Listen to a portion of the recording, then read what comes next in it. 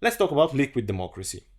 Liquid democracy sits in the middle between direct democracy and representative democracy. Direct democracy is when everybody votes on every issue, and that simply doesn't scale because simply it's too much work, and I cannot be, competent about every single aspect. That's right. It does, especially in the modern day, it doesn't really scale because of the complexity of the world and also the number of people we have. Like, it's absurd. And on the other end, we have representative democracy, where we vote for a specific representative, which should, represent us about literally everything. And so it by default cannot be perfect. It's by default, by definition, imperfect. Because the number of combinations of different types of representatives are endless, right? And only if you're gonna rise and get enough votes even to surface above the 5% mark or whatever. Yeah. Okay. So and this system, it was necessary a few centuries ago because we simply back then used horses to communicate between cities with information, right? So it was a really different time when we came up with representative democracy in the way it is. Yeah, liquid democracy sits in the middle somehow between these two. So on certain issues, you can vote directly if you feel like you're more informed. That you don't want to give your vote to someone else. Yeah, you want to go direct, either because you know a lot or simply because you have a really strong opinion. Yeah. That can also not be always... Or a big ego. Very good idea. Yeah. But on other issues, you can simply delegate your vote. And it doesn't mean that on all other issues you have to delegate to one person or one entity. You can actually split your delegations. Like, for example, I can split my defense vote to my uncle, who was part of the army, and he knows his stuff, right? Yeah.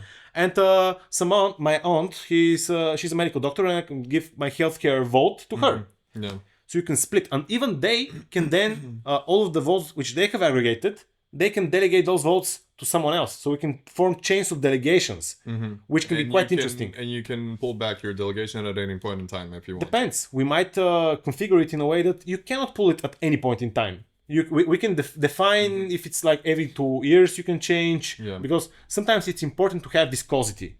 You know viscosity? Yeah, I know. Yeah. But what if you just misclicked and you gave it away to someone you didn't want to, or your opinion changed in a couple of days? That's a UX issue. You can simply fix it by, having 10 seconds to conform again or whatever. Like, people are gonna misclick, right? People fat finger trades in hedge funds and they, whoops, I sold 10 billion, million. It's usually in the millions, but it has happened, I think, even in billions. Not sure.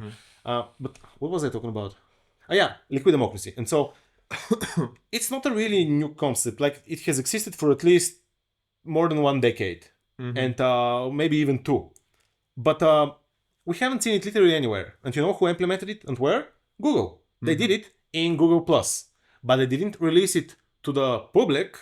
They used it internally within the Google, compounds, campuses, to vote on the different types of snacks they're gonna have in the kitchen. Like, the most inconsequential thing in the world, man. Yeah. Like, but it's and they would never roll it out publicly because it's simply like it's quite controversial to start messing with such societal forces, like aggregating votes in such a complex way. Yeah. Like, maybe most of the biggest owners of those companies didn't even know about this feature because it was around the product managers. They knew about it and they decided it's not worth it.